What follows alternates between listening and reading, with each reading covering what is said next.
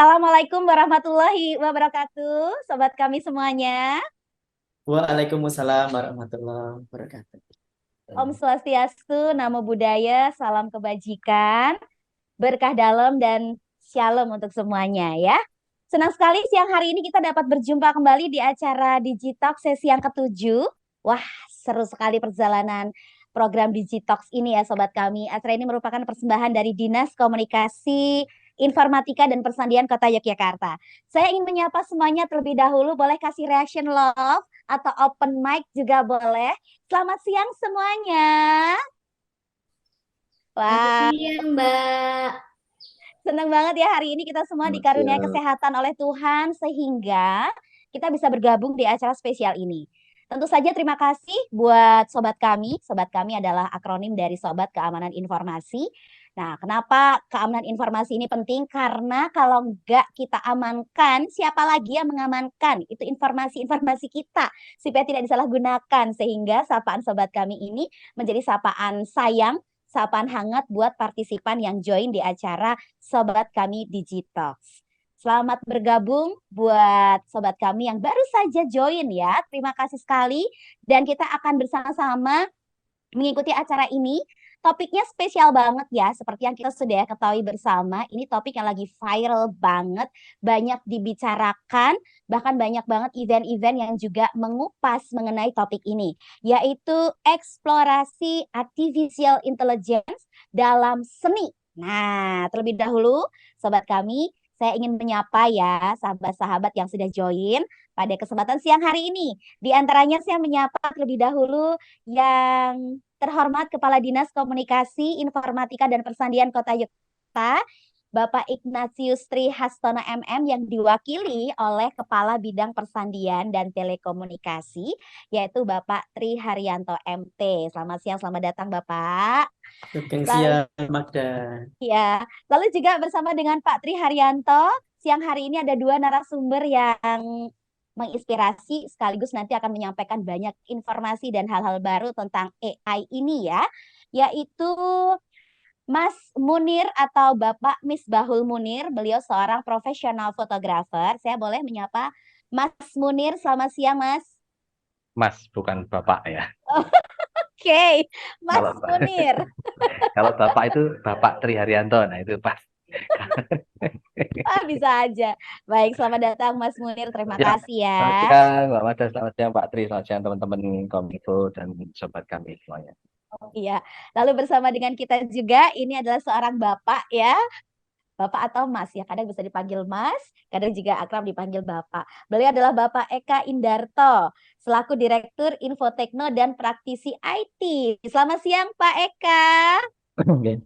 Selamat siang Mbak Mada dan teman-teman asli Mas Munir.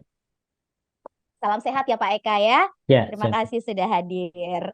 Ya, dan tentu saja terima kasih buat semuanya yang sudah bergabung. Saya nggak bisa sebutin satu persatu ya, selain sobat kami yang memang sudah rajin ikut kegiatan ini setiap bulan, baik itu secara meeting Zoom seperti ini atau yang selalu mengikuti lewat streaming YouTube di Pemkot Jogja ya, karena siang hari ini kita juga sedang live streaming di YouTube channel Pemkot Jogja. Saya juga kita semua menyapa buat para subscriber atau pemirsa YouTube Pemkot Jogja. Terima kasih ya sudah mengikuti acara ini dari YouTube. Sama-sama bermanfaat baik melalui media Zoom maupun live streaming YouTube ya. Baiklah, sebelum kita akan memberikan kesempatan kepada Bapak Tri Haryanto MT akan menyampaikan sambutannya, terlebih dahulu saya mohon izin menyampaikan beberapa informasi kecil gitu ya, tetapi penting untuk kita ketahui bersama, yaitu apa saja yang akan kita sama-sama ikuti melalui perjumpaan Zoom ini ya. Acara akan kita mulai dengan menyimak sambutan dari Kepala Bidang Persandian dan Telekomunikasi. Kemudian kita akan lanjut dengan foto bersama. Jadi siap-siap ya, boleh sisiran dulu, boleh open cam langsung mulai sekarang ya. Dan dilanjutkan dengan pemaparan materi dari kedua narasumber yang sudah siap dengan materi-materi yang akan dipresentasikan. Kurang lebih nanti masing-masing pembicara akan menyampaikan presentasinya 20 sampai 30 menit ya per pembicara. Dilanjutkan dengan diskusi atau Q&A, tanya jawab, dan nantinya sobat kami akan terpilih beberapa partisipan yang memberikan pertanyaan atau mengikuti diskusi untuk mendapatkan e-wallet ya. Jadi pastikan ya mengikuti diskusi dengan aktif, memberikan pertanyaan atau feedback dengan aktif, nanti akan terpilih beberapa ya partisipan untuk mendapatkan e-money atau e-wallet ya. Dan setelahnya kita akan foto bersama kembali di bagian-bagian akhir dan pengumuman lalu kita akhiri acara kita sore nanti ya. Oke, demikianlah susunan acara yang akan sama-sama kita ikuti dari awal hingga selesai. Saya sebelum mempersilahkan Pak Tri menyampaikan sambutan ingin memberikan pantun buat sobat kami. Saya tunggu jempolnya ya dari layar masing-masing ya. Jadi nggak usah jawab cakep, takutnya nanti ada yang suaranya keras kecil gitu ya. Jadi saya tunggu jempolnya saja. Ini pantun spesial buat semua partisipan yang sudah join di meeting Zoom maupun di YouTube channel Pemkot Jogja. Jajan gulali di Pasar Cumi. Jumpa kembali untuk sobat kami. Satu lagi pantunnya ya. Jajan sayur rebung di warung yang jauh. Makasih sudah bergabung di Digitalk 7. Oke. Nah, semoga pantun ini menambah semangat buat semuanya yang sudah bergabung. Dan segera saja dengan penuh kasih kami mempersilahkan Bapak Tri Haryanto MT selaku Kepala Bidang Persandian dan Telekomunikasi dari Dinas Komunikasi Informatika dan Persandian Kota Yogyakarta untuk memberikan sambutannya. Dipersilahkan. Bismillahirrahmanirrahim. Matur nuwun Mbak Magda. Assalamualaikum warahmatullahi wabarakatuh. Rekan-rekan semua yang kami hormati, kami sayangi, kami banggakan. Pertama ada Mbak Magda yang setia membantu Vita mensosialisasikan internet yang baik. Kemudian ada juga Mas Misbahul Munir, narasumber yang levelnya sudah mendunia, tapi so juga bergabung untuk memberi pencerahan ke kita semua. Mas Munir ini ahli fotografi, tapi sekarang juga ya memang beliau basicnya gado-gado. Beliau ini adalah seorang sarjana geologi, Mbak Magda, tapi kepintarannya dipergunakan untuk banyak hal. Termasuk kali ini kita akan membicarakan terkait dengan AI atau AI lah, Artificial Intelligence. Kemudian yang terakhir matur nuwun juga kepada Pak Eka Indarto yang juga sangat senang kami bekerja sama dengan beliau, banyak membantu kami Dinas Kominfo untuk juga tadi seperti halnya dengan Mbak Magda untuk membawa pencerahan terkait dengan penggunaan internet yang sehat, termasuk kali ini internet yang baik, digital yang baik, yang membangun. Kali ini topiknya luar biasa, topik yang visioner terkait dengan AI, kecerdasan buatan. Kecerdasan buatan ini Mbak Magda sudah merevolusi cara berpikir dan bekerja. Termasuk yang luar biasanya juga bisa masuk ke dunia seni. Jadi saya khawatir nanti hasil AI ini bisa mengalahkan hasil fotonya Mas Munir yang luar biasa.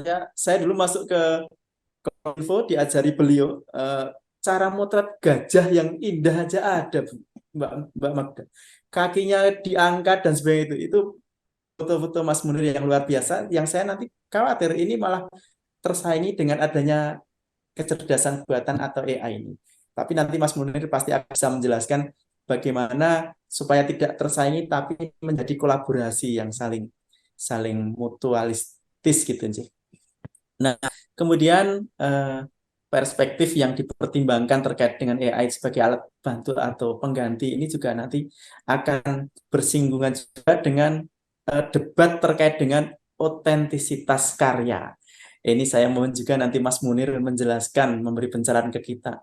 Yuk, nonton itu karyane copyright-e pripun nggih Mas Munir ya? Iki sakjane gaweane Mas Munir atau gaweane teknologi atau gimana nanti? Nah, ini.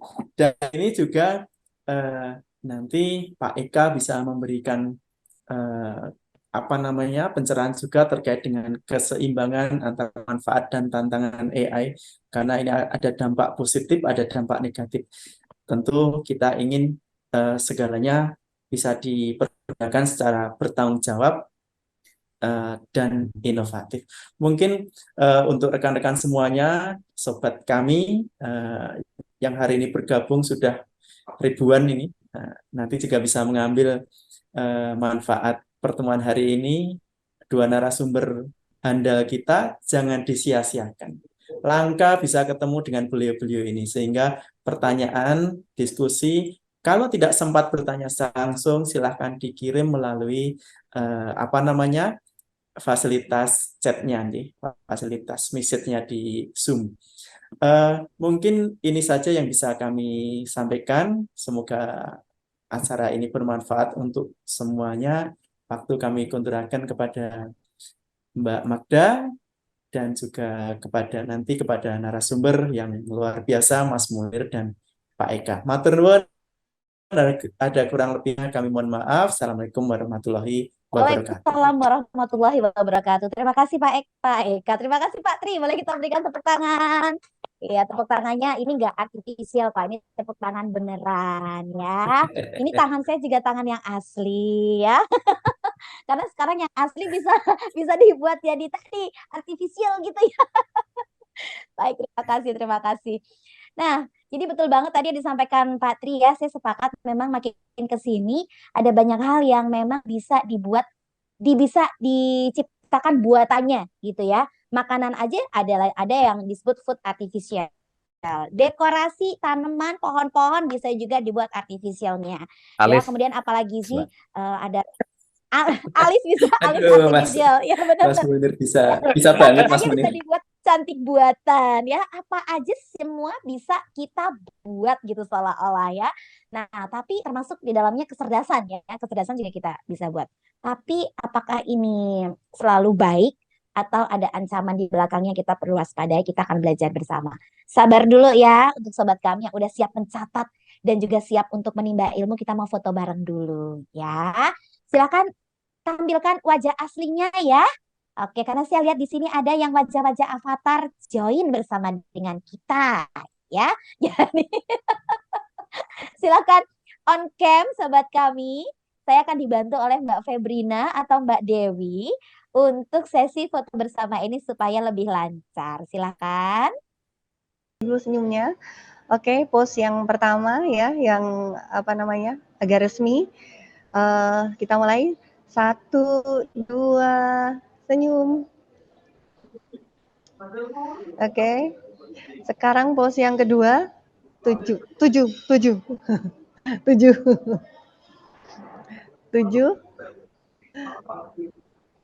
Oke, kita mulai. Rekan-rekan siap untuk menangkap layar, tanggapan layar. 1, 2, senyum. Oke, terima kasih Mbak Magda. Terima kasih teman-teman. Balik kasih Mbak Dewi. Nanti pengen foto lagi masih ada sesi fotonya ya. Jadi ikuti acara sampai selesai nanti biar ilmunya maksimal, informasi dan pengetahuannya juga maksimal kita dapetin ya. Jadi begini nih sobat kami, saya tadi sempat cerita dengan Mas Munir sebelum kami live Zoom ini ya. Sama-sama kami mempersiapkan, Mas Munir mempersiapkan bahan materi yang padat, singkat tapi sederhana untuk dipahami. Saya langsung nonton berbagai macam review-review ya dari para konten kreator di YouTube mengenai kecerdasan buatan ini. Ada yang dipakai untuk hal yang baik, artinya menginspirasi, mengedukasi di dunia pendidikan atau di dunia seni gitu ya. Tapi ada juga yang memakai kecerdasan buatan ini untuk hal-hal yang merugikan orang lain, sehingga kriminalitas di dunia cyber juga meningkat dan semakin canggih begitu ya. Nah, bagaimana kita yang juga sekarang adalah pengguna dunia digital atau media sosial ini merespon ini dengan hal yang bijaksana? Termasuk ini teman-teman, saya lihat di sini banyak yang juga penggiat UMKM. Bagaimana cara kecerdasan buatan ini memaksimalkan transaksi jual beli kita? Bagaimana justru kecerdasan buatan ini menolong customer kita juga makin aware gitu ya, menolong semua pihak sehingga keberadaan kecerdasan buatan ini sungguh-sungguh maksimal manfaatnya, bukan malah maksimal merugikannya. Nah, untuk dua pembicara yang akan berbicara terlebih dahulu adalah Mas Munir. Setelahnya nanti Pak Eka Indarto akan melengkapi dan juga meneruskan apa yang dipresentasikan Mas Munir. Tidak usah berpanjang kali lebar, karena panjang kali lebar sama dengan luas ya. Langsung saja kita berikan aplaus secara virtual untuk Mas Munir. Silakan Mas Munir. Ya, selamat siang Mbak Mada, nanti tolong dibantu kontrol kalau suara saya hilang putus-putus atau wajahnya ganti yang lain gitu ya. Enggak, oke Mas, siap. Saya standby. Oke, ini akibatnya kalau AI ini sebetulnya belum ada, tapi dari dulu saya sudah nonton film-film yang beginian gitu, jadi selalu ketakutan sama komputer. Oke, saya sharing tentang AI. Eh, AI bisa banyak hal gitu, tapi dalam kapasitas saya mungkin akan cerita tentang penggunaan di visual image ya. Kalau kalau mengumpulkan dari banyak artikel, AI itu berbasis namanya LLM, Large Language Model. Bahasanya kayak beneran ini ya. Padahal saya juga cuma baca dari AI gitu ya. Oke, apa itu yang harus dipahami kita semua tentang LLM? Jadi banyak software website yang akhirnya dengan menggali miliaran informasi yang beredar di internet sehingga sehingga kita bisa mendapatkan informasi baru lebih banyak, belum tentu lebih benar ya, lebih banyak dalam waktu yang singkat gitu.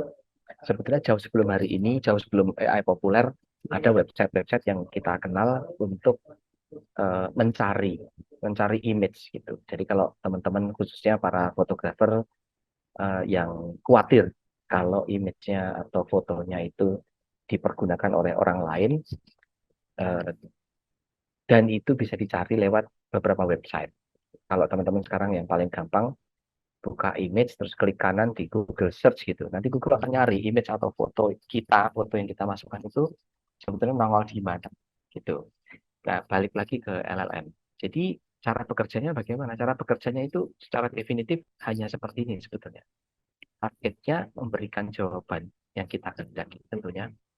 Jawaban sebaik mungkin. Nah, sebaik mungkin ini versi siapa? Karena informasinya kan akan berlimpah sekali gitu ya.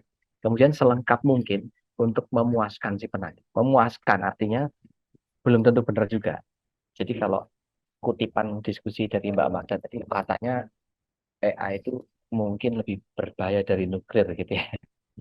Ada benernya. Kenapa? Karena kalau seseorang mendapatkan informasi dari ngetik, dari memasukkan info, dari memasukkan prompt gitu, prompt kata perintah, sehingga keluar paragraf, keluar tulisan, keluar image, dan image atau paragraf ini menjadi acuan untuk seseorang membuat karya baru. Kemudian karya baru ini diposting lagi ke internet. Kemudian informasi yang baru ini menjadi rekaman baru. Maka akhirnya eh, kebenarannya kan menjadi makin kabur gitu ya. Itu. Jadi kenapa kalimat pembukanya seperti ini? Karena hal-hal seperti inilah nanti beberapa yang AI menurut saya boleh dikomplain gitu ya. Menurut saya masih masih di bawah manusia, masih di bawah human brain gitu. Jadi kesimpulannya AI itu kumpulan database, kumpulan informasi. Untuk eksekusi belum tentu, gitu ya. Jadi informasinya banyak banget gitu. Cuma untuk dijalankan, diputuskan actionnya mau kayak apa, kemudian keputusannya yang diambil yang mana, tetap semuanya balik lagi ke orangnya, ke humannya. Sama seperti contoh yang paling gampang, secanggih apapun kamera, fitur-fitur yang ada di sana hanya bisa bekerja dengan baik kalau dioperasikan oleh manusia. Kitalah penentu. Beberapa minggu yang lalu bahkan sempat saya ambil contoh yang akhirnya malah jadi tertawaan audiens gitu ya. Saya bilang AI itu isinya informasi. Wah, lengkap banget informasi. Tapi actionnya memang harus kita, actionnya harus manusia. Jadi contohnya kalau mau di kampus gitu, mau banyak informasi, kumpul aja sama teman-teman mahasiswa yang Biasanya demo dan banyak ide, biasanya actionnya nggak ada gitu. Jadi pemikiran banyak, tapi kalimatnya ini intermezzo siang-siang aja. Jadi maaf kalau ada mahasiswa yang ya mungkin tidak semuanya berdemo gitu ya. Oke, next. Eh, ini iseng nih. Tadi malam saya memastikan, koneksi internet saya jalan. Artinya tidak terputus. Koneksi internet saya baik-baik saja. Dan saya mengulang pertanyaan ini berulang-ulang. Apa yang AI tidak bisa lakukan dibandingkan otak manusia? Dan dia tidak jawab. Berarti itu kan yang dia tidak bisa gitu. Jadi jawaban dari ChatGPT ini adalah something went wrong gitu. Walaupun saya ulang tadi pagi, akhirnya muncul beberapa dan itu bisa. Tapi tadi malam sempat saya mempostingkan pertanyaan seperti ini, apa yang artificial intelligence tidak bisa lakukan dibanding human brain? Itu nggak dijawab sama dia. Ya, next. Ini beberapa hal yang akhirnya muncul, saya kumpulkan dari beberapa website, apa yang AI tidak bisa lakukan dibandingkan dengan kecerdasan manusia, kemampuan otak manusia, kemampuan merasakan, kemampuan emosional, kemampuan empati, kemampuan problem solving yang masalahnya tidak terstruktur, kemudian belajar dari sampel yang hanya sedikit, gitu. Jadi data bisa sedikit, harus mengambil keputusan. Nah, itu AI yang masih levelnya di bawah otak manusia, gitu ya. Kemudian saya akan ambil contoh. Ini contoh foto yang saya jepret tahun 2007, saya lupa ya, kisaran 2005-2007 lah. Nah, kebetulan saya memotret komodo dan dia actionnya itu hanya beberapa detik, saya membuka mulut.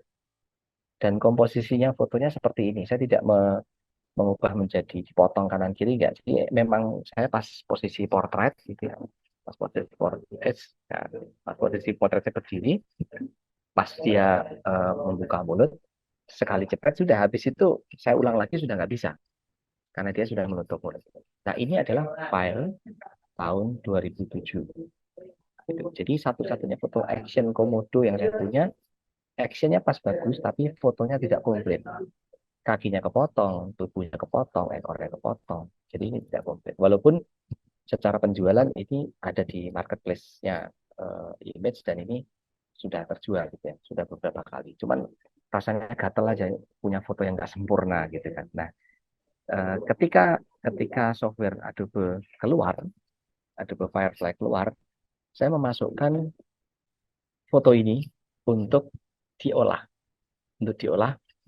kemudian saya masukkan prompt atau kata perintahnya itu right part of body Komodo dragonfly on sandy ground. Secara bahasa Inggris saya tulis suka-suka saya gitu, nggak pakai struktur grammar yang baik dan benar. Intinya saya hanya pengen software ini memasukkan bagian kanan dari tubuh komodo yang sedang ada di atas pasir, gitu ya. Jadi bahasa Inggris saya kayak gitu, Mbak Magda. Bahasa Inggris saya itu kalau ngadepi bule, bule itu salah paham tidak apa-apa gitu ya. Jadi kita salah, bulenya paham gitu, maksudnya gitu. Terus hasilnya seperti apa? Hasilnya itu seperti ini. Ini adalah hasil olahan dari software ketika saya memasukkan kata perintah atau prompt dengan bagian kanan dari tubuh komodo di atas pasir gitu, di atas tanah berpasir, di atas dataran berpasir. Maka dengan hasil begini pun saya sudah nyicil agak senang. Fotoku mendekati agak bener nih, foto yang dulu saya nggak punya, sekarang akhirnya punya.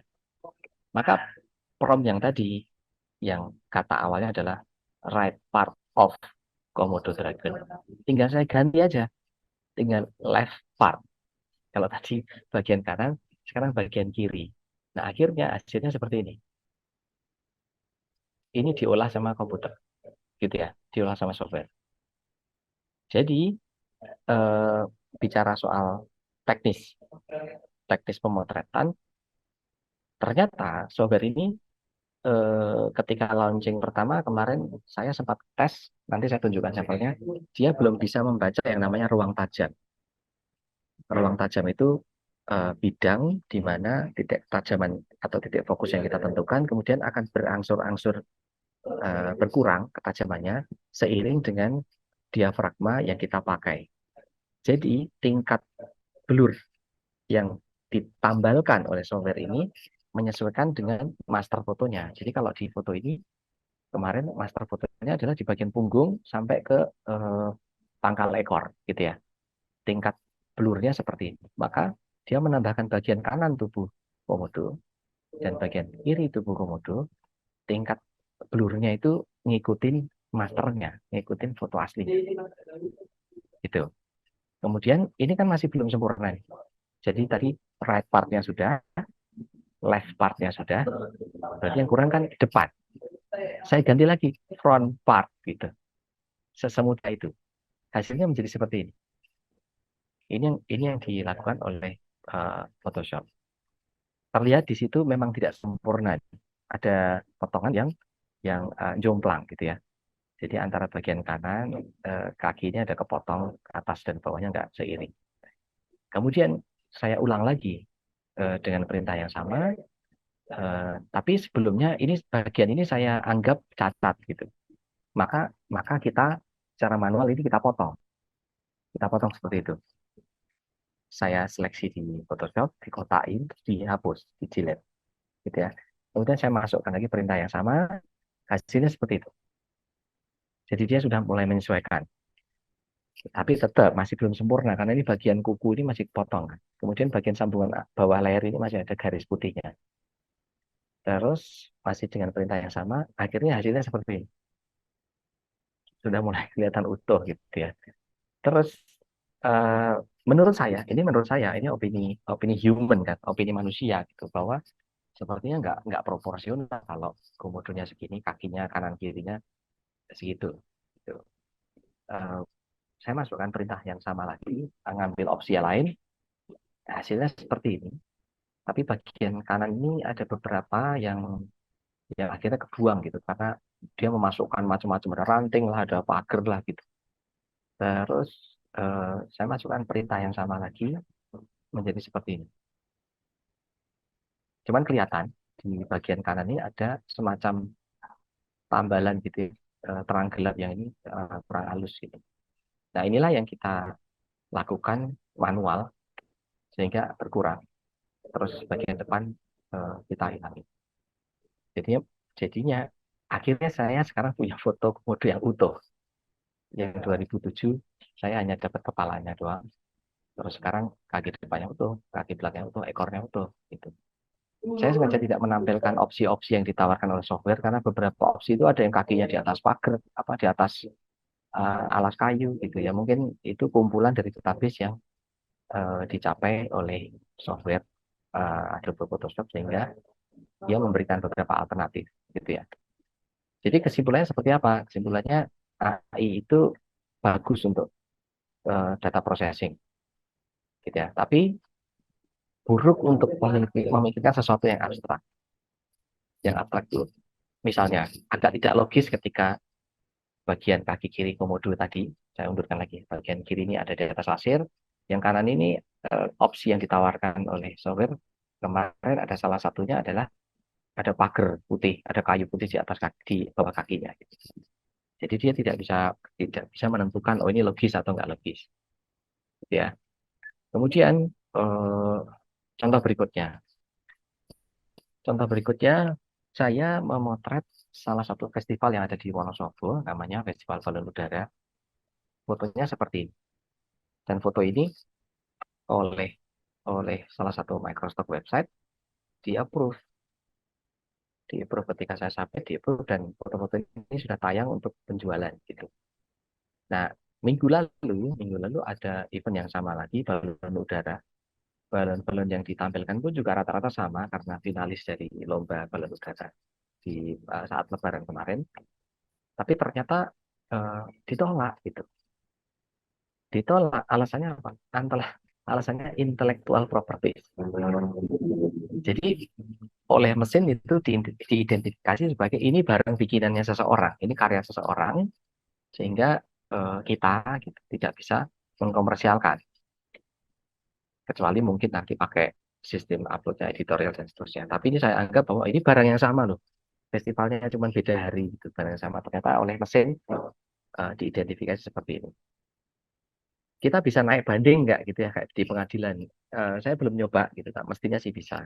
Tapi ini menunjukkan bahwa ternyata identifikasi di mesin itu juga nggak selamanya sukses, nggak selamanya benar gitu. Jadi yang foto sebelumnya ini semuanya terpajang dan laku terjual, tiba-tiba yang uploadan berikutnya ditolak karena alasan ini intellectual property. Jadi kamu nggak bisa memposting ini karena ini melanggar hak properti seseorang.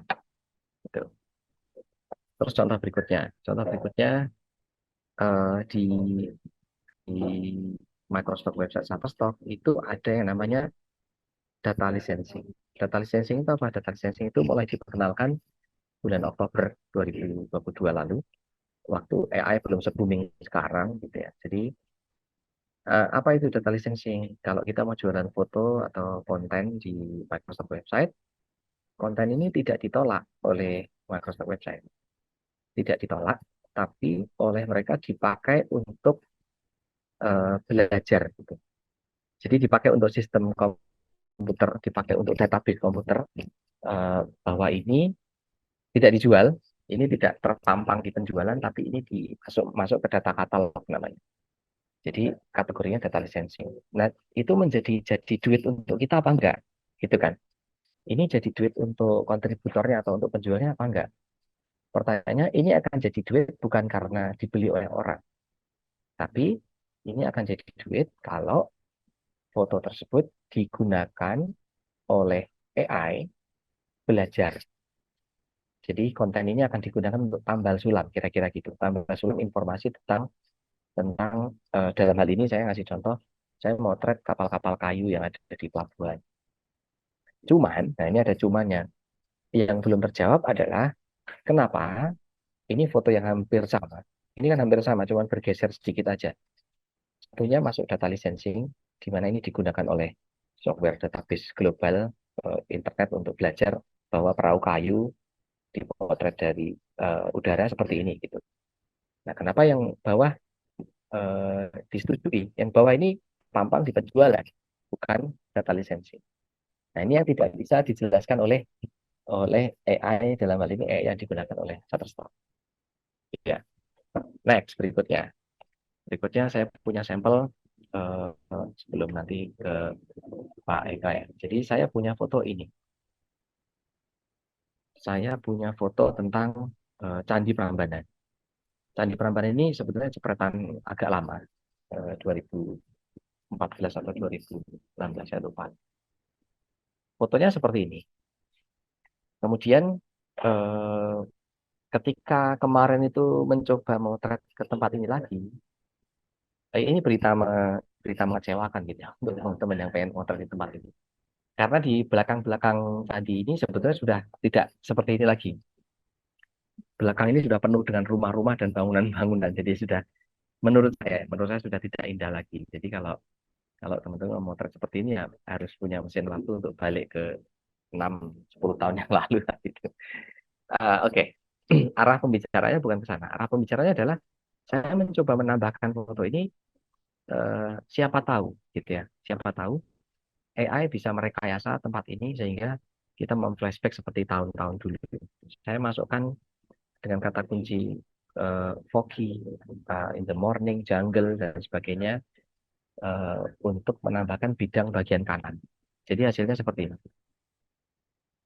Jadi ini yang kiri adalah Prambanan, yang kanan itu tempel atau candi yang entah AI nyomot dari database mana gitu ya.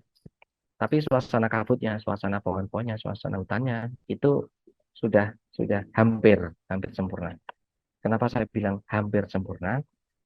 Karena letak persambungan di bagian tengah ini yang saya bilang tadi bahwa data pemotretan atau data ruang tajamnya masih belum bisa diakomodir sempurna oleh AI. Jadi ini saya coba zoom ya. Saya coba zoom. Nah, ini candi yang masih asli kan? Candi aslinya maksudnya, candi asli Prambanan begini. Nah, di bagian kanan ini kan letak sambungan hasil generate AI tadi, penambahan tempel, penambahan kabut pagi, penambahan hutan gitu. Nah, di bagian itu ada jomplang. Bagian batas ini ada perpindahan ruang tajam di mana AI membaca tentang ruang tajam yang blur. Sementara pas saya mau tempel atau candi Prambanan ini, saya memakai diafragma yang sempit sehingga seharusnya tajam semua kan, dari depan, tengah, belakang, belakang tajam semua. Cuman AI membaca penggabungannya di bagian tengah agak tidak sempurna. Ini ya. Terus alternatif yang lain seperti apa? Alternatif yang dia berikan tidak lebih baik, gitu. Tidak lebih baik. Hanya yang lain aja gitu. Saya buka sampel yang lain. Jadi pemandangannya menjadi kira-kira alternatifnya seperti ini. Jadi lagi-lagi sama di bagian tengah atau bagian sambungan, saya coba misalkan dia kehilangan informasi tentang ruang tajam. Ada ketajaman langsung jomplang ke bagian blur. Gitu ya. Mungkin untuk saat ini teknologi AI karena database-nya juga belum kompleks, belum besar, belum banyak. Jadi mungkin belum sesempurna yang kita mau. Jadi kita butuh memasukkan lagi prompt, kata kunci, kata perintah sehingga dia bisa mencari database yang lebih kompleks gitu ya. Jadi beberapa cukup realistis ketika penyambungan image-nya itu menuju ke area ruang tajam yang kehilangan ketajaman, jadi ke belakang, bukan nyamping. Kalau nyamping tadi jelas langsung jomplang. Kalau ke belakang masih natural, gitu ya. Ini yang belakang AI ya, jadi jangan sampai ini dipakai panduan untuk teman-teman besok ke lokasi di spot di atas terus pengen foto kayak gini. Ini nggak ada. Ada beberapa alternatif. Kalau saya masukkan kata promptnya, bagaimana misalnya candi itu di belakangnya danau. Jadi dia memasukkan seperti danaunya dia bisa baca, memasukkan unsur di danau perahu kayu dia bisa baca, tapi dia tidak bisa mengerti bahwa ini candinya di Jawa. Kalaupun harus ada perahu, mestinya perahunya kan database-nya bukan perahu yang seperti ini gitu ya. Jadi perahunya harusnya yang Jawani lah, bukan yang kayak gini. Itu tentang candi. Terus terakhir saya ngetes beberapa foto yang paling gampang untuk bisa dibaca. Jadi database-nya lumayan kompleks. Jadi yang kiri ini adalah foto pemotretan pagi. Ada bapak-bapak pakai sorry saya besarkan agak pecah sedikit ya Bapak ya, karena ini low res. Jadi bagian kanannya itu ditambahkan space dan kita memasukkan kata kunci bambu, kabut, pagi hari, dan hasilnya menjadi kata kuncinya seperti ini, kata promnya. Saya memasukkan promnya itu traditional market in the morning with foggy condition. Jadi dia memberikan alternatif penambahannya kayak gini. Jadi yang bagian kanan ini bambunya palsu semua, bikinan AI. Gitu ya. Yang asli si bapak ini ke arah kiri. Kandang burungnya asli, kabutnya asli, asapnya asli, yang kanan tambahan. Kemudian alternatifnya AI memberikan seperti ini. Bambu plus asap menyesuaikan yang kiri. Alternatif lain seperti itu. Oke. Kemudian beberapa alternatif. Kemudian ada juga kita perlu memberikan sentuhan supaya warna tambalan dari AI dan warna kondisi asli pemotretan itu bisa seimbang. Ini yang perlu sense manusia gitu ya. Kalau pagi hari, nah kira-kira seperti ini. Jadi kanan dan kiri arah cahayanya itu rata, bukan yang kiri agak kuning ya, kanan agak biru kan gitu. Jadi ini toningnya atau pewarnaannya dilakukan manual. Oke, contoh berikutnya, bagian yang gubuk kiri, setengah ke kiri ini asli. Yang ke kanan, orang-orang berdiri, ini adalah pasang tambahan yang dilakukan oleh Photoshop Firefly. tinggal memasukkan kata kunci ya fractional market in the morning with foggy condition bla bla bla, masuknya seperti ini. Ini yang saya sebut bahwa software tidak bisa mengidentifikasi tentang ini pasar pakaiannya batik sama sama peci gitu. Yang jelas pasti ini eh, bukan di tempat-tempat yang dipadukan menjadi nggak klop. Saya tunjukkan di gambar berikutnya.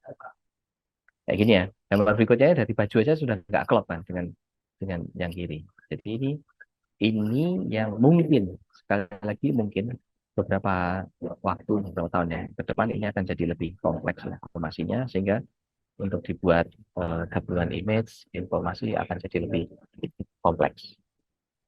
Itu Mbak Magda dan teman-teman yang bisa saya sampaikan. Nanti kalau ada tanya jawab akan lebih seru.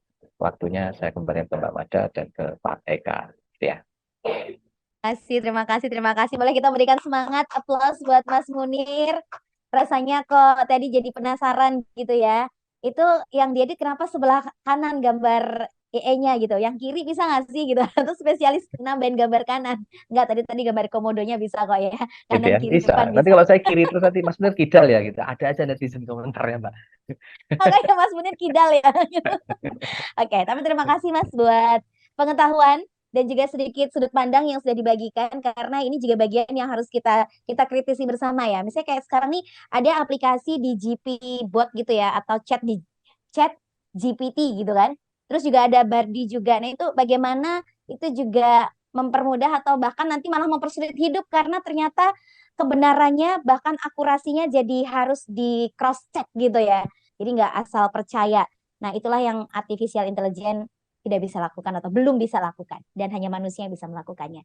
Oke, terima kasih untuk sharing yang sudah dilakukan Mas Munir, dan banyak pertanyaan yang sudah masuk sebetulnya, tapi saya simpan dulu ya sobat kami, baik yang secara live di media Zoom sudah 1-2 masuk ya feedbacknya, yang di live streaming YouTube channelnya Pemkot Jogja juga banyak banget.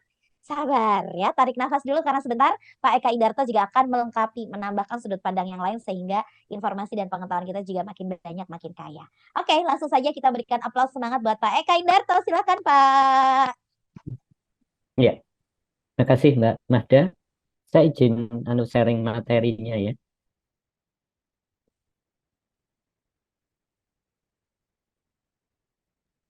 Iya, oke. Baik, secara cepat saya coba menambahkan apa yang disampaikan oleh Mas Munir. Tapi utamanya begini, Mbak.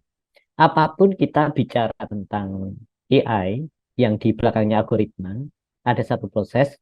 Salah satu yang kita harus berterima kasih itu sebenarnya harus kita terima kasih kepada orang yang menemukan prosesor cepat. Benar nggak, Mas Munir? Ya, tanpa itu kita nggak bisa apa-apa kok.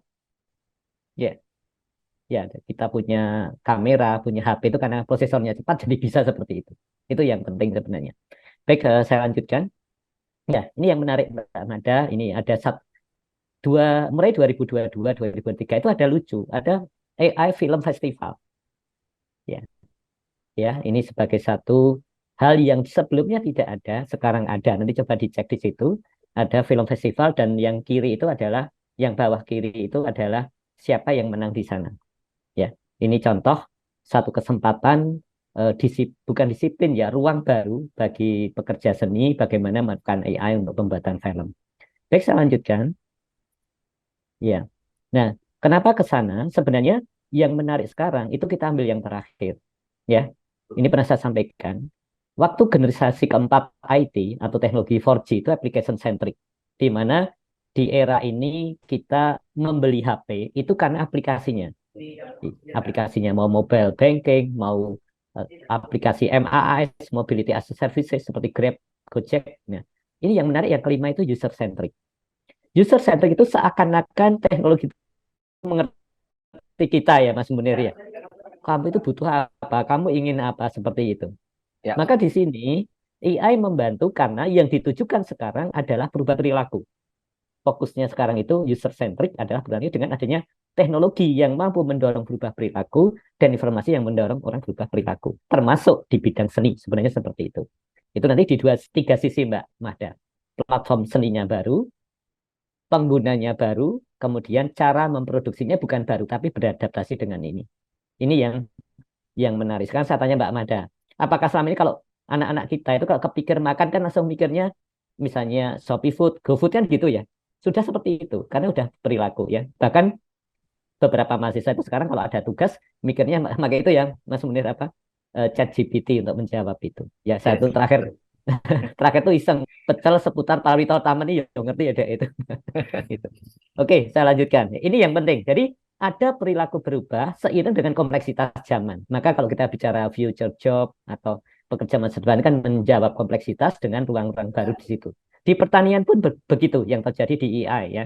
Dulu namanya masih misalnya contoh Kabupaten Sleman, daerah Melati terserang wereng kan gitu. Werengnya semua. Nah, sekarang enggak, sudah per pohon aturan itu karena sudah lebih detail ya. Beberapa wereng sekian persen kena ini, cirinya seperti ini. Nah, AI membantu yang tren terbaru namanya precision farming.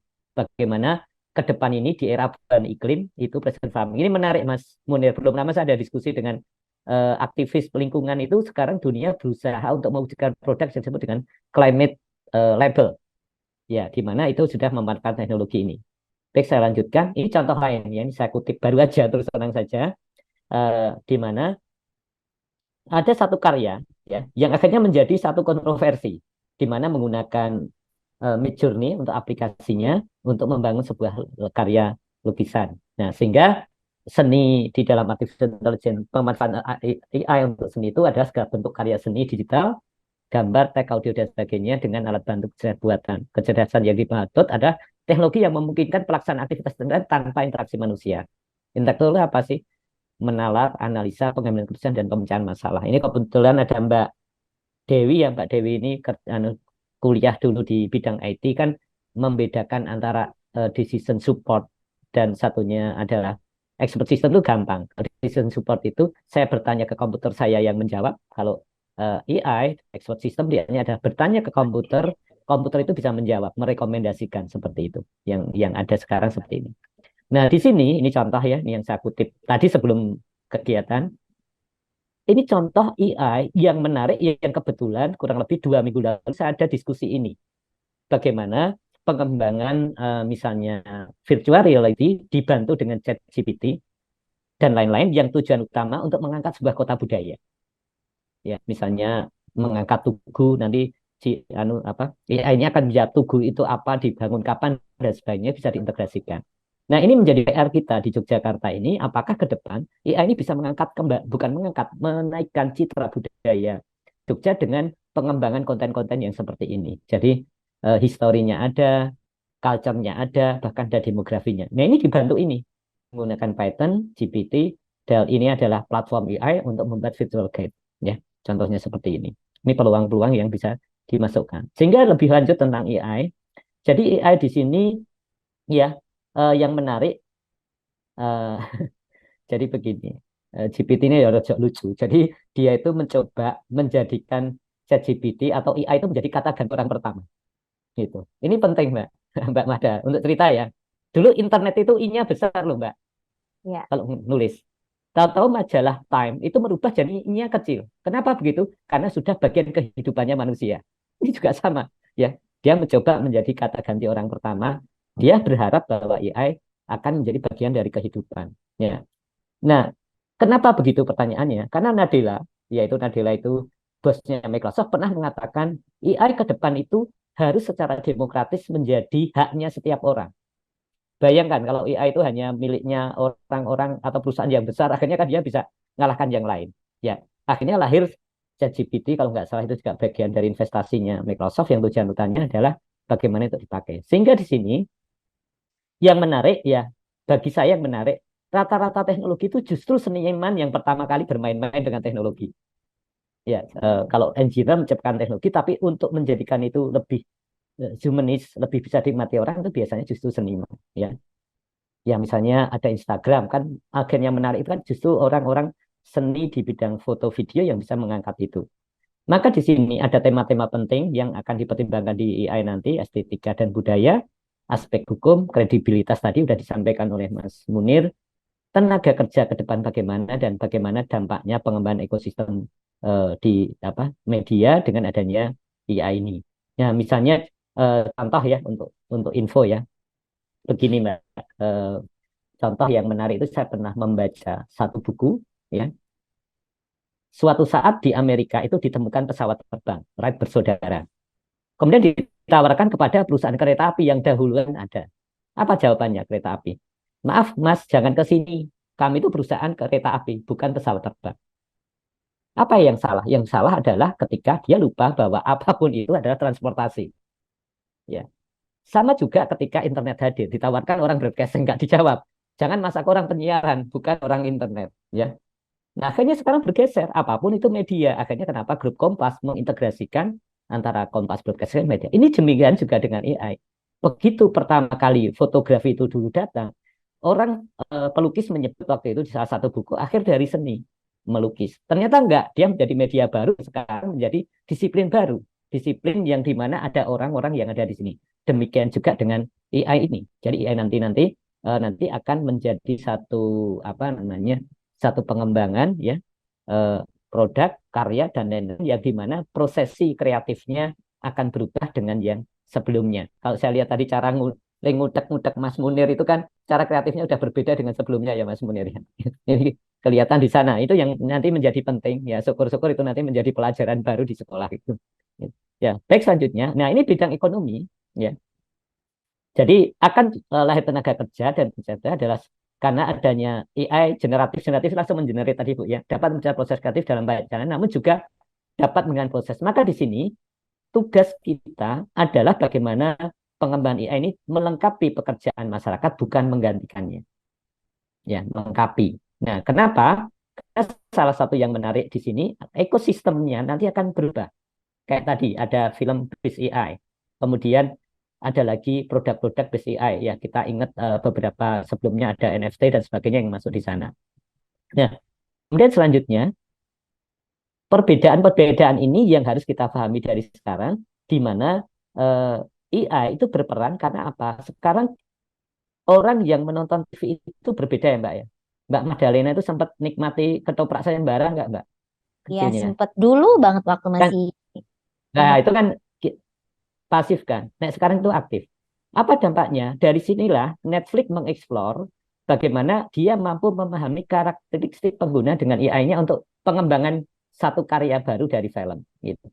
Ya, ini film-film yang ditawarkan oleh Netflix. Nah, kemudian cara mengonsumsinya juga berbeda. 74% yang nonton Top Chef misalnya MasterChef, 51% mengikuti berikutnya. Ini dianalitik lagi. Yang ketiga ada di apa berbicara sosial media. Kurang lebih begitu ya Bu. Ya Mbak Mada ya.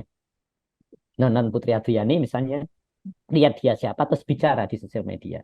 Nah, tadi yang disampaikan oleh Mas Munir di awal, di mana ini dieksplorasi dari data-data yang ada yang besar tadi, yang akan si AI itu akan membantu sebaiknya produknya seperti apa yang kita kembangkan untuk karya-karya ke depan. Dan itu akan memberikan ruang baru ya. Orang itu sekarang kan terkenal di YouTube, baru konser ya Mbak ya, kalau nggak salah seperti itu. Ya minimal di acara nikahan biasanya begitu ya. Kalau udah YouTube-nya banyak di nikahan itu. Ya.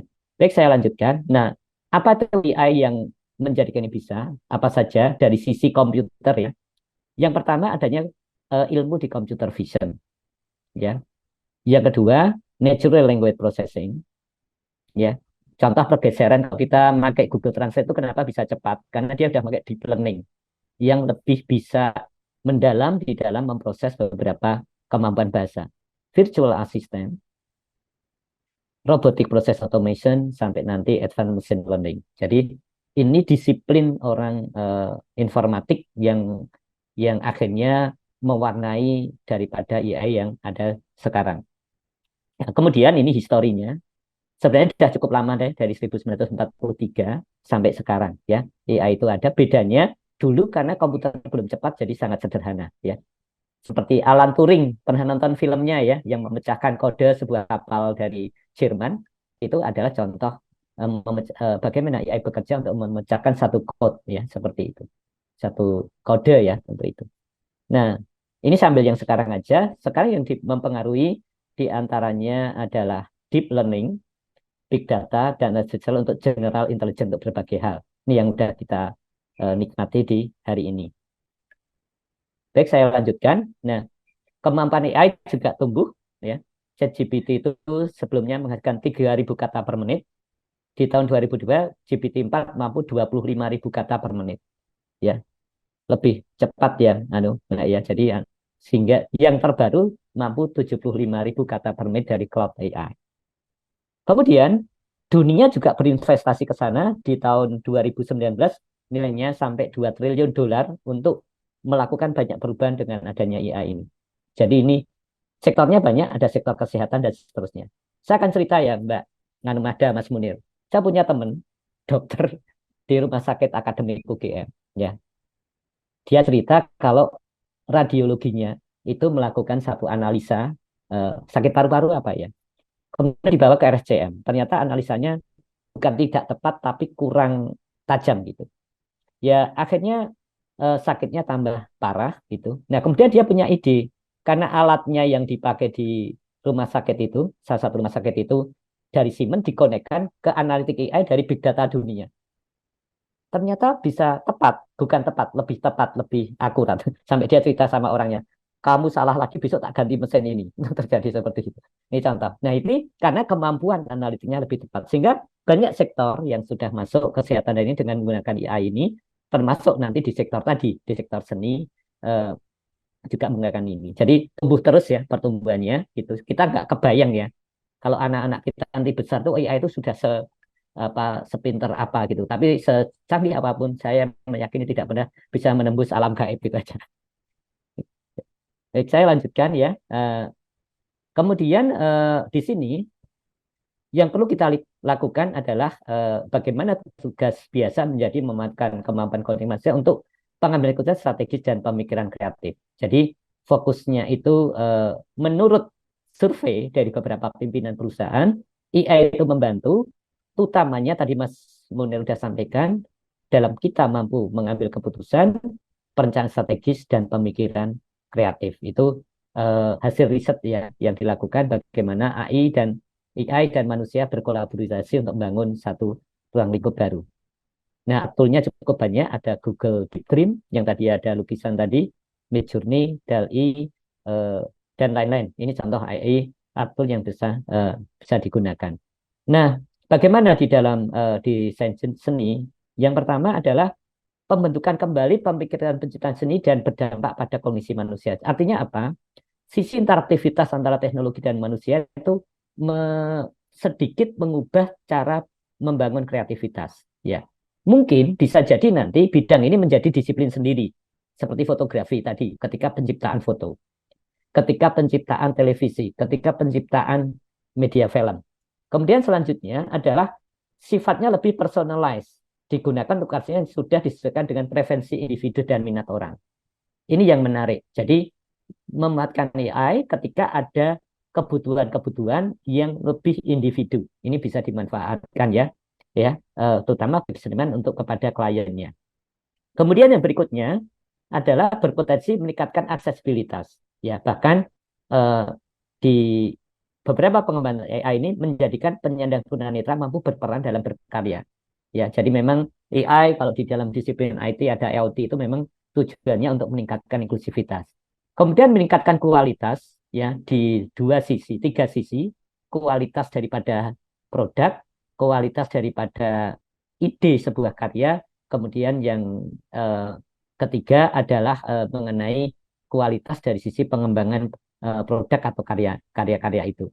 Kemudian yang terakhir ini saya kutipkan ya, bahwa ke depan dimungkinkan AI ini membantu pekerja seni di samping memproduksi karya seni, tapi lebih jauh mampu juga untuk kurasi, eksebisi, dan sale, artinya di dalam berjualan juga ya, ini akan digunakan AI untuk itu ya. Jadi misalnya yang sudah dilakukan di Jogja ada virtual tour ya, kemudian virtual exhibition dan lain-lain itu bisa dimanfaatkan menggunakan AI. Mungkin itu yang bisa saya sampaikan untuk tambahan dari apa yang disampaikan Mas Munir ya. Besar harapan tidak kembali ya, pembentukan kecerdasan di manusia dengan mesin itu sangat berbeda. Maka di sini kolaboratif sangat diperlukan sehingga menciptakan satu nilai baru, kolaborasi manusia dan mesin yang harapannya nanti bisa membuat ruang baru untuk menghasilkan karya-karya yang karya-karya yang untuk menjabat tantangan di era digital ini. Terima kasih. Assalamualaikum warahmatullahi wabarakatuh. Waalaikumsalam warahmatullahi wabarakatuh. Boleh kita berikan aplaus buat Pak Eka Indarto. Wah, mantap banget, Pak. Tadi di bagian terakhir tuh menarik sekali. Bagaimana justru AI ini membuka peluang untuk manusia berkolaborasi dengan mesin gitu ya. Walaupun ada ketakutan manusia digantikan mesin. Tetapi justru win-win solutionnya yang tadi Pak Eka juga sampaikan adalah bagaimana justru ini menjadi sebuah kolaborasi gitu. Dan tadi dari Mas Munir juga saya ingat di bagian satu slide yang menarik bahwa AI is good at processing, bad at thinking in abstract ya. Di bagian itu saya highlight itu. Wah, ini semakin sore banyak banget yang berinteraksi secara live chat, baik itu di Zoom maupun di YouTube. Jadi saya langsung saja gunakan waktu yang tinggal beberapa saat ini membacakan beberapa interaksi dari partisipan ya. Saya mulai terlebih dahulu Pak Eka dan Mas Munir serta sobat kami semua yang ada di tanggapan yang masuk melalui live YouTube ya. Sebentar, saya cek dari tadi. Lumayan banyak yang menyaksikan di live Zoom ya. Sorry, live YouTube. Sebentar. Tadi saya sudah merekam. Saya mulai tanggapan dari pemirsa bernama Violin Music Official. Saya mau bertanya dong, manakah yang jadi ancaman terbesar? Yang pertama, apakah fisika kuantum? Atau yang kedua, artificial intelligence ini? Atau yang ketiga, metaverse? Ya, silahkan yang mau jawab ini siapa ya? Kayaknya Mas Mas Munir deh yang udah langsung tertawa. Manakah dari ketiganya ini? Iya. Yang jadi ancaman terbesar adalah minimnya literasi. Udah, itu. Kenapa minimnya literasi? Karena makin banyaknya produk AI, kemudian hasil kombinasinya akan makin bias gitu ya. Kalimat ini juga menjawab beberapa pertanyaan teman-teman yang di chat. Negatifnya gimana, peran bisa kreatif apa enggak, dan seterusnya. Kemudian tadi ada yang nanya juga bagaimana ngecek sebuah image apa bisa apa tadi bisa ngecek itu asli apa enggak karena sekedar dalam skala kecil urusan kantor misal untuk pamit, aduh ini karyawannya sering pamit pakai surat palsu. Surat dokter palsu ya dari klinik ya. Oke. Gini, terus ada orang tua yang daya juang makin lemah, waduh. Semuanya melihatnya ini sebagai ancaman gitu ya. Tapi kalau tadi mengutip kalimat-kalimatnya apa teman-teman, kemudian Pak Eka, kemudian Mbak Magda, bahwa kenapa sih kita tidak bisa collab sama AI dan seterusnya. Saya akan ambil contoh. Kemarin belum lama ini ada satu lomba foto. Lomba foto loh, yang selama ini haram hukumnya ketika kita ngedit atau menambahkan elemen sesuatu gitu. Di situ terang-terang disebutkan penggunaan artificial intelligence sebagian diperbolehkan gitu. Ini memberikan eksplorasi siapapun boleh motret dan boleh menambahkan apapun dengan AI untuk melombakan fotonya. Penjurian berjalan, lomba berjalan. Saya pun juga ikut di situ lombanya, gitu ya. Dan siapa pemenangnya? Hadiahnya nggak tanggung-tanggung. Hadiahnya 25 juta. Hadiah pertama 25 juta dan pemenangnya tidak pakai AI. Karena ternyata yang pakai AI juga dirasa tidak natural juga mengkombinasikannya, gitu ya. Itu yang pertama. Terus bentuk kolaborasi yang positif seperti apa? Saya ambil contoh. Ini kebetulan barusan selesai, gitu ya. Barusan selesai. Jadi ada proses produksi buku dari teman-teman di PDAM, di mana di dalamnya memuat banyak foto-foto atau banyak arsip-arsip peninggalan dari Belanda. Jadi dulu perusahaannya namanya sebelum jadi PDAM namanya Hoedruk Waterleiding, sehingga kita sekarang mengenal kata air ledeng itu kata namanya dulu Hoedruk Waterleiding gitu ya. Nah, apa tugas saya dan teman-teman di buku ini? Tugas teman-teman di buku ini adalah kita memotret aset yang sekarang ada dan kita merestorasi foto-foto yang dulu pernah ada dan sekarang harus ada di buku ini. Contohnya misalnya seperti ini adalah foto tahun 1926. Nanti tolong dikoreksi kalau saya salah. Jadi di tahun ini itu ada ada survei gitu ya, survei ke sumber mata air di Kaliurang di Pelunyon. Jadi yang dilihat teman-teman di sini, ini fotonya tidak seperti ini Mbak Magda. Karena di tahun itu tidak ada foto berwarna, gitu ya. Jadi foto ini saya restorasi dengan AI sehingga tanpa mengubah konten, tanpa mengubah esensi dari bagaimana informasi akan ditampilkan tentang sumber air yang ada di Kaliurang, ya fotonya hasilnya seperti ini. Termasuk kalau teman-teman mungkin jeli lihat, saya nggak tahu ini namanya apa, yang dikalungkan di dalam itu namanya samir kan ya, kalung itulah. Oleh AI sampai bisa di coloring gitu, warnanya sesuai dengan samir yang ada di keraton yang sekarang. Jadi apakah ini menipu? Monggo saja bagaimana teman-teman mencernanya, tapi tidak ada informasi yang berubah di sini kecuali master aslinya adalah foto black and white dan kemudian disajikan dalam buku ini dalam bentuk color atau warna, gitu ya. Kemudian contoh lagi, ini adalah Mr. Sven Ries yang kiri. Ketika saya restorasi untuk dikembalikan coloringnya, ternyata AI itu tidak bisa membaca sempurna. Jadi di foto aslinya ini adalah bagian lutut itu terkena gelap, zona gelap gitu. Zona gelap sehingga ketika dimasukkan AI di coloring, bagian lutut tidak muncul warnanya. Maka butuh human touch gitu. Butuh sentuhan manual supaya bagian brightness di lutut itu dikembalikan. Setelah bagian lutut dikembalikan warna kontrasnya, maka dimasukkan lagi colornya dan dia mendekati normal. Itu. Nah, ini menunjukkan betapa AI sangat membantu. Kemudian foto selanjutnya contoh kayak gini. Kita bahkan nggak ngerti dulu, nggak ada yang tahu catatan Gusti Pembayun dan Mr. Riz, kemudian beberapa pejabat gitu di situ bajunya seperti apa. Tapi hasil AI produksinya seperti ini.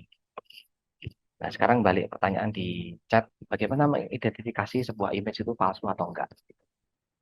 Sekarang balik lagi ke dasar, jauh sebelum ada AI atau enggak, kita itu keunggulan Indonesia kita juara 1 dalam apa? Dalam tidak mau baca, gitu. Kita juara 1 dalam hal tidak mau baca, itu keunggulan kita, gitu. Mari kita pertahankan. Artinya apa? Artinya nggak usah ada AI. Ada AI atau nggak ada AI, kalau kita masih minim literasi, kita nggak mau baca, kita nggak mau cari informasi yang lebih detail, maka apapun bentuknya bisa jadi kabar hoax itu termakan, gitu ya. Tanggal 24 lalu itu ada konferensi di Bali, salah satunya adalah pembicaranya adalah perusahaan antivirus, bahkan dia ngomong, saya tidak nyebut antivirusnya, nanti dikira promosi. Jadi semuanya disimpulkan bahwa sampai saat ini sebetulnya belum ada semacam aliansi gitu antar pengembang AI. Kedepannya, nah ini yang jadi PR kita semua. Kalau tadi ada di chat nanya, bagaimana upaya pemerintah gini-gini ya, Mas? Saya bukan pemerintah, jadi aku nggak bisa jawab pertanyaan mungkin. Tapi di tengah badai informasi ini, aliansi antar pengembang AI ini disarankan dan kedepannya memang harus ada semacam filter saringan. Untuk apa? Untuk mencegah yang namanya polusi informasi. Seperti itu. Polusi informasi karena ya itu tadi banyak informasi yang tumpah gitu ke internet, kemudian dikombin menjadi informasi baru supaya itu tidak menjadi panduan gitu untuk dikiblat bahwa ini informasi yang mutlak.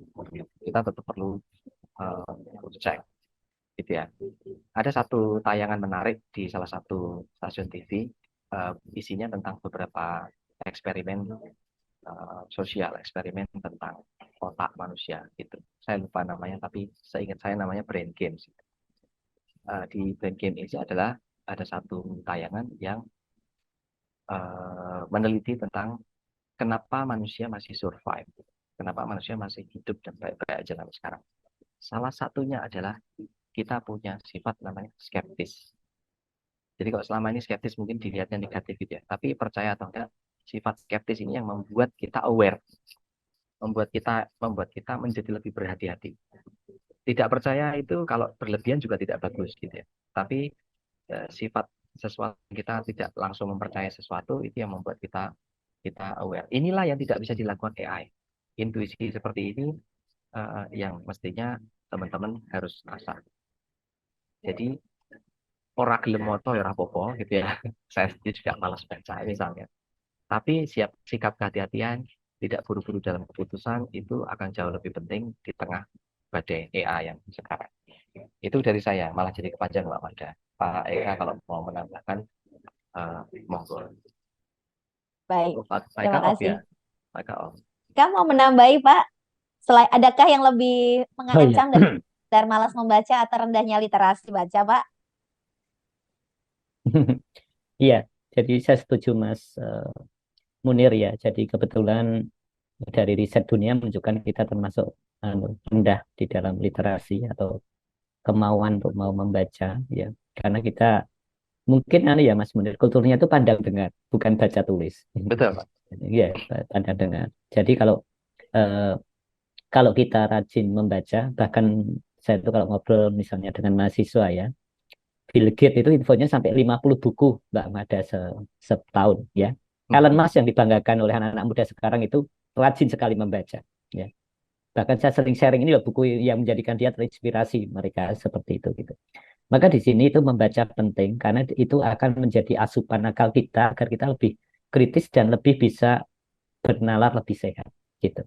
Jadi kalau kita lihat ancaman setiap masa perubahan peradaban itu pasti semuanya ketakutan ya Mas Munir ya.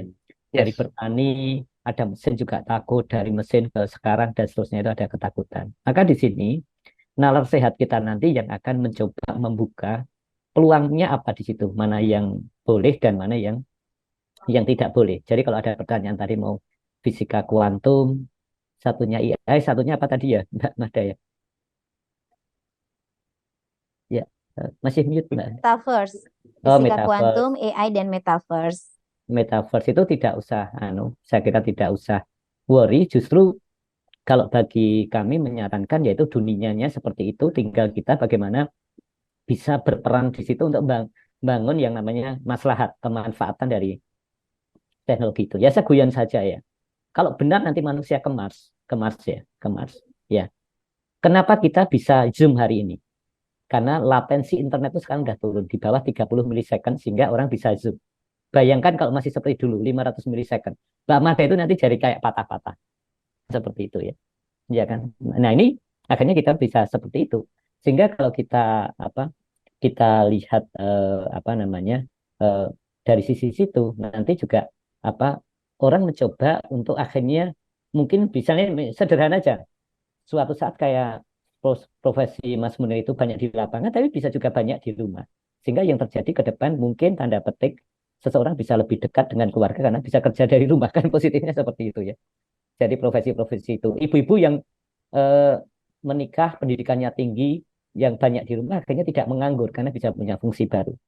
Kemudian tadi ya kembali ke tadi. Ya, untuk mencapai Mars itu atau bulan saja itu butuh satelit ya. Saat itu di geostasionernya 36.000 itu delay time-nya bisa sampai sekian second. Itu nggak cocok untuk internet. Maka pengembangan whole atom fisika kuantum itu penting agar komunikasi nanti ke langit itu bisa jalan dengan cepat. Karena konsepnya internet ini kan connection oriented ya. Harus ketemu dulu lawannya harus balik lagi. Nah, tantangan engineer itu ada di situ. Nah, ini yang perlu menjadi perhatian tentang peluang-peluang baru di mana manusia mencoba buka cakra balu ke depan, tapi kembali tadi bagaimana akal sehat kita bisa lebih hidup ya salah satunya tadi Mas Munir sampaikan silahkan untuk lebih banyak membaca buku jadi tidak cukup baru berita sak cumlik ya Mas Munir ya status itu sudah dianggap kebenaran gitu. Nah, itu masalah kalau status sudah dianggap kebenaran.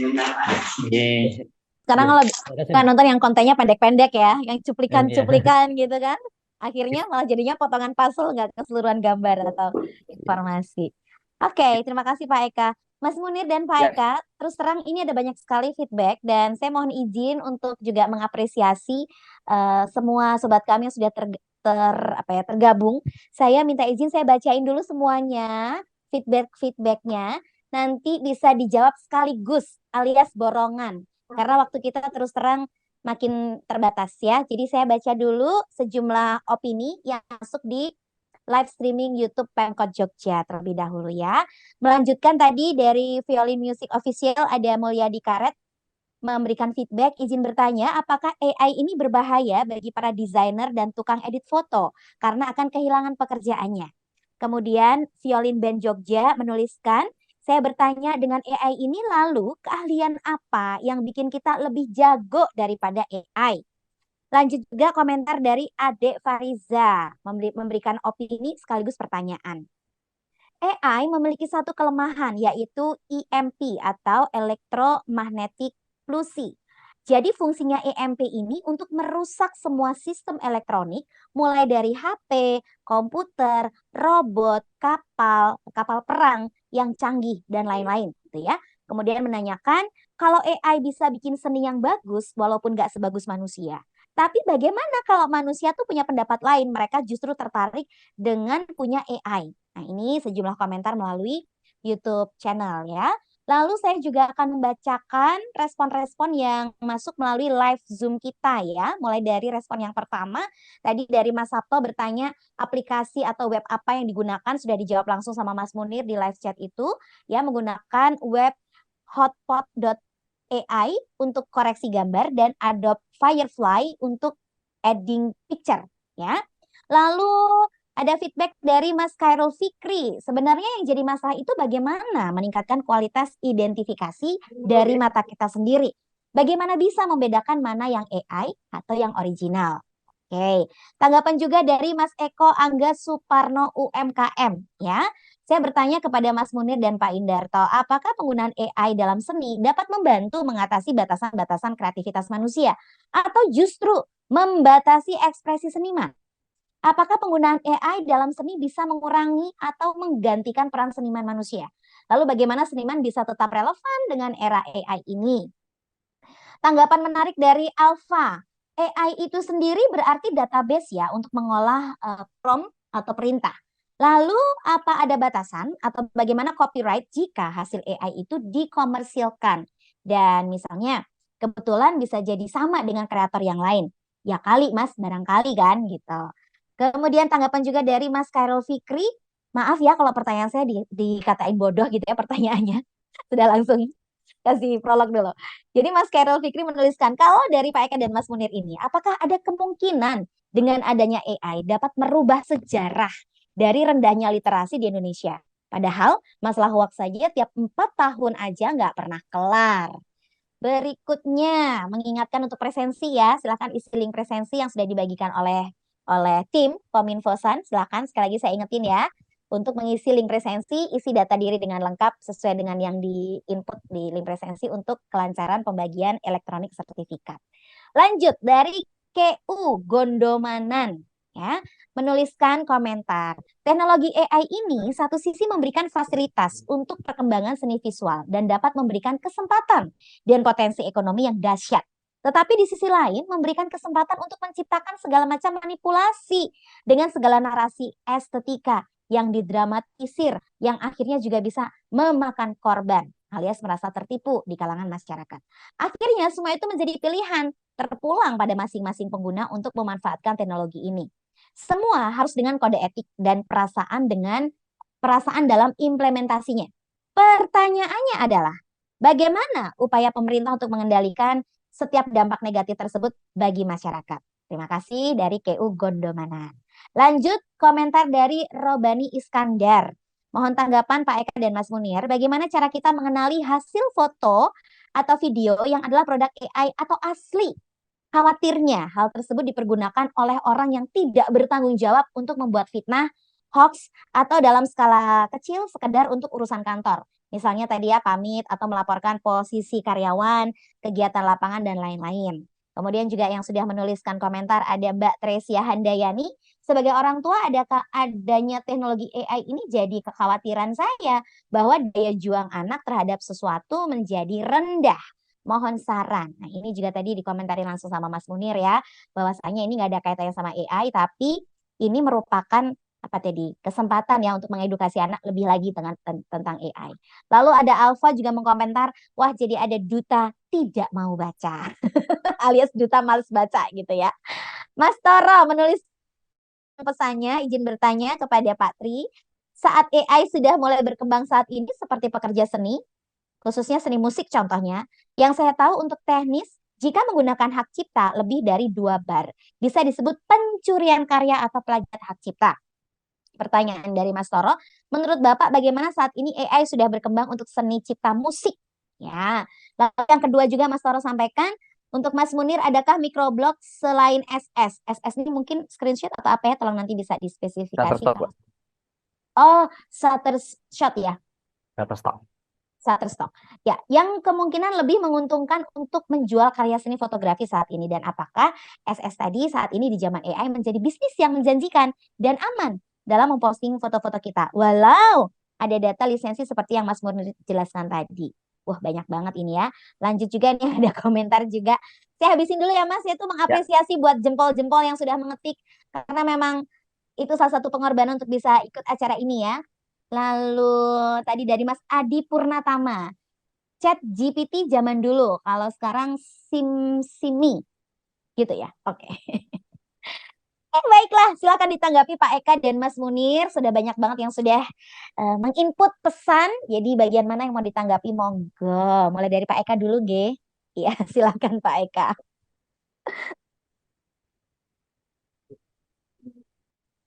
Banyak sekali ya, gitu. Jadi yang pertama, hari ini kita itu memang bisa dikatakan bekerja dengan teknologi, ya. Bisa dikatakan hampir semua kita hari ini bekerja dengan minimal dengan HP.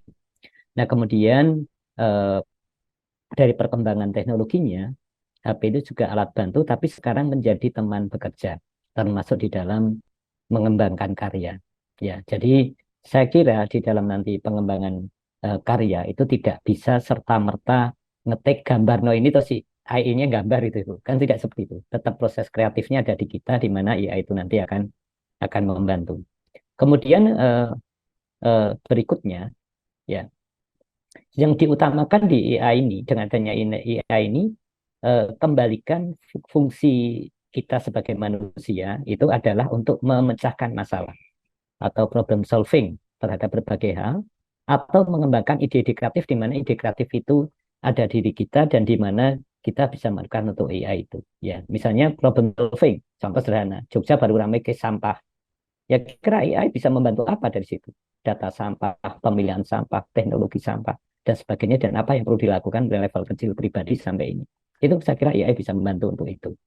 Ya, sehingga di sini bentukan yang diharapkan dengan AI nanti kita menghasilkan manusia-manusia dengan sifat akhlak atau humans yang baik untuk memecahkan berbagai masalah dan membuat satu karya-karya yang bermanfaat atau bisa ditawarkan kepada masyarakat gitu. Nah, kemudian berikutnya kayak tadi tentang apa? Tentang electromagnetic pulse ya. Ya, sebenarnya itu juga apa namanya? AI tidak tidak apa namanya? Kecuali teknologi itu memanfaatkan AI itu iya, tapi itu hal yang tersendiri lagi. Teknologi itu hal yang tersendiri lagi, EMP itu ya. Maka di sini tidak usah khawatir karena di dalam beberapa standar teknologi itu ada namanya EMC, Electromagnetic Compatibility, yang menjadikan kompatibilitas itu tidak akan mengganggu ya. Jadi itu yang perlu diperhatikan. Nah, sekali lagi ini penting secara literasi. Jangan sampai kita ini kan ya Bu. Ya, saya pernah contoh ya, sederhana saja.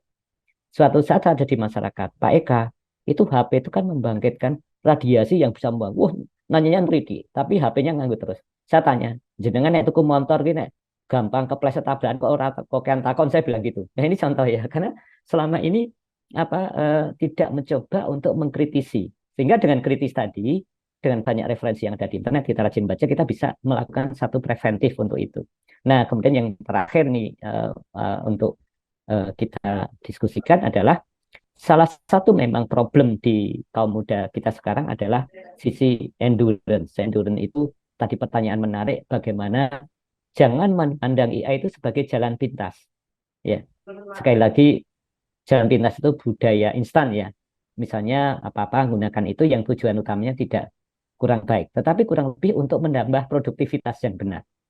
Ya, jadi bukan dari jalan pintas menuju ke ke satu model produktivitas yang dimana AI ini diyakini. Kenapa banyak perusahaan menggunakan AI? Karena tujuan utamanya untuk meningkatkan produktivitas, baik sisi biaya, sisi waktu, maupun sisi pengembangan dari market.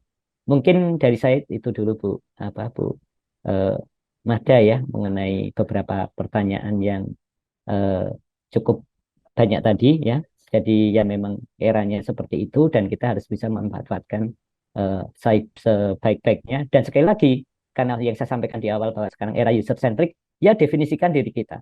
Mbak Mahda sebagai profesional MC, apa sih AI yang bisa membantu Mbak Mahda? Misalnya hari ini membahas sampah, tadi Mbak Mahda bisa cepat kan nyari, oh sampah itu begini-begini kan seperti itu. Nah kalau kita sebagai seniman, apa manfaatnya? Nah itu yang perlu kita lakukan. Kegagalan pemanfaatan ini adalah kegagalan ketika kita gagal mendefinisikan diri kita sebagai apa di sekarang. Itu yang saya kira yang penting ya. Terima kasih. Baik, terima kasih banyak Pak Eka untuk sudut pandang menjawab pertanyaan-pertanyaan yang banyak sekali dikirimkan oleh partisipan ya. Baik, Mas Murni, silahkan menanggapi Mas Munir. Ya, Karena semuanya sudah lengkap banget sama Pak Eka, saya menggarisbawahi kalimat tebal aja. Eh, pasti pasti Tuhan punya alasan kenapa ayat yang pertama turun itu kita tidak disuruh ibadah, kita nggak disuruh puasa, tapi kita disuruh baca. Gitu. Kita disuruh baca loh, kita disuruh ikro, kita nggak disuruh ibadah, kita nggak disuruh puasa. Jadi apapun pertanyaan di atas tadi belum ditanya banyak banget, kuncinya cuma satu sih. Satu memang perbanyak referensi, salah satunya dibaca. Yang kedua eh, lengkapi sama yang namanya apa ya, intuisi. Ini masih sedikit connect sama kalau nggak salah di TikTok sebelum ini mengenai itu ya apa aplikasi palsu, APK palsu kalau nggak salah ya. Nah itu kan sekarang banyak orang-orang ya asal klik betul. saja tanpa harus nyari aplikasi segala macam sehingga banyak penipuan gitu. Ya, itu edisi kemarin Hal-hal Digitalk seperti yang itu kan ke-6 mestinya itu ngebahas betul ya. apa? Ya, Ya. betul. Dan itu yang tertipu bukan orang yang tidak berpendidikan. Banyak orang yang berpendidikan pun ketipu. Gitu. Nah, itu karena apa? Ya karena literasinya tidak banyak, tidak membaca. Gitu. Padahal 2L saja sudah cukup. Tadi saya sudah tulis di kolom chat. Sesuatu itu kalau 2L itu tidak terpenuhi, itu aja intuisi kita harusnya sudah berdering gitu. Apa itu 2L? Logis sama legal. Sesuatu kalau logis tapi nggak legal ya jangan diterabas. Sesuatu kalau legal tapi nggak logis ya jangan diterabas juga. Jadi eh, apa intuisi itu kalau definisi umumnya aku nggak usah pikir panjang kayak penalaran rasional, intelektualitas gitu. Kita punya intuisi, oh ini kira-kira benar apa enggak? Kira-kira salah apa enggak? Kalau kira-kira ragu-ragu, fair maksudnya. Saya harus cari informasi yang lebih tepat. Seperti itu ya. Jadi kan memang benar yang dibilang Pak Eka bahwa kita nggak bisa semuanya instan, termasuk mengambil keputusan. Kita pasti punya lah jeda beberapa napas untuk cari ilustrasi keputusan yang kita akan jadi benar apa enggak. Memang kita di keseharian pasti banyak keputusan kan. Keputusan yang menyangkut diri, keputusan yang menyangkut putra putri kita tadi ada pertanyaan apa seorang peserta yang khawatir anaknya daya juang yang melemah dan sebagainya gitu. Apapun keputusannya jawaban saya pendek aja tadi. Perbanyak literasi, pertajam intuisi, apapun AI-nya sebetulnya akan jadi lebih membantu gitu ya. Jadi tadi ada pertanyaan sekarang banyak AI yang apa memanipulasi. Caranya gimana? Di awal kita ngobrol ini saja, nggak usah ada AI. Alis ya dimanipulasi aja. Maaf ini kalau kalimatnya tendensius gitu ya. Tapi coba keputusan Tuhan loh menciptakan alis. Ada orang yang sudah dikerok terus digambar lagi. Kan itu 2 kali kerja. Yang kayak gini-gini kan Dan itu wanita sebetulnya ya, lebih dengan spesifik ya. ya saya nggak ngomong gitu nanti saya tendensius Mbak karena pria tentunya juga ada Oh, gitu. ada ya. Aku nggak ngomong itu wanita gitu ya. Jadi saran buat teman-teman siapapun yang dalam tanda kutip ragu-ragu abu-abu mensikapi teknologi internet dan AI sekarang cuman 2 aja, perbanyak literasi, pertajam intuisi, itu akan jadi bekal yang paling sakti lah gitu. Gitu Mbak Magda. Baik, terima kasih Mas Munir. Tadi ada pertanyaan dari Mas Toro yang menyebutkan tentang pencurian hak cipta khususnya untuk seni musik tadi. Itu juga kaitannya sama 2L tadi ya yang sudah ditanggapin oleh Mas Munir ya. Jadi mohon izin biar nanti pertanyaan ini tidak terlewat gitu ya. Tadi 2L yaitu legal dan logis gitu. Kaitannya tentang penggunaan 2 bar untuk musik tadi.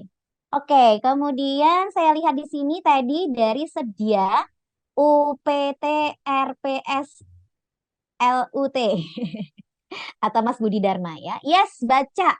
Sementara saat ini banyak orang yang tidak suka baca, lebih banyak bertanya sebelum membaca. Terima kasih Mas Munir sudah diingatkan. Lalu dari Alfa, minim literasi mungkin sudah dari dulu ya, tapi sekarang makin parah. Karena lebih sering terpapar informasi atau visual bergerak alias short video, story, dan lain-lain. Jadi membaca itu hal yang berat, katanya Alfa. Baik, terima kasih untuk pendapat-pendapat yang sudah masuk. Dan sebelum kita menutup acara ini dan memilih sejumlah partisipan yang beruntung mendapatkan e-wallet, udah pada nunggu ya. Kalau rasa-rasanya kurang puas, kurang lama sama pertemuan kita hari ini, nggak apa-apa, berarti bulan depan kita harus ketemu lagi ya. Untuk apa? Untuk belajar di program Digitalk sesi yang ke-8 bulan September mendatang. Kok September? Iya benar September ya. Sekarang akhir Agustus. Saya berasa besok sudah Oktober loh. Padahal bulan depan tuh September. Baiklah sobat kami yang tercinta, Mas Munir dan Pak Eka bantu saya dong pilih 3 orang yang mendapatkan e-wallet, kecuali yang di ini ya live streaming YouTube ya, karena mereka dapat semua itu Oh, pembelajaran itu yang saya di belum YouTube. pernah dapat loh Mbak. Kenapa? Saya belum pernah dapat. Tenang Mas Munir, nanti Berarti saya saya kirim boleh milih. e-walletnya dalam bentuk flyer lewat WA ya. Ya, Mas 3 nama, 3 nama, 3 nama. Saya milih 1. Tadi yang nulis duta tidak mau baca tadi. Oh ya, saya tahu Karena itu namanya duta adalah tidak mau baca. Angkat tangan. Ada nggak di halaman pertama ini? Alfa. Oh Ya, ya, itu dia. Itu Mas Alfa, atau Mbak ya? Alfa, Oh Mbak, oke. Saya Mbak pikir ya. cowok. Mbak Alfa. Alfa boleh resen Mbak Alfa biar ketahuan masih di sini belum Kita check panggil out. Pok Alfa gitu. Ya, Lalu yang kedua karena lagi Pak cewek. Eka silakan.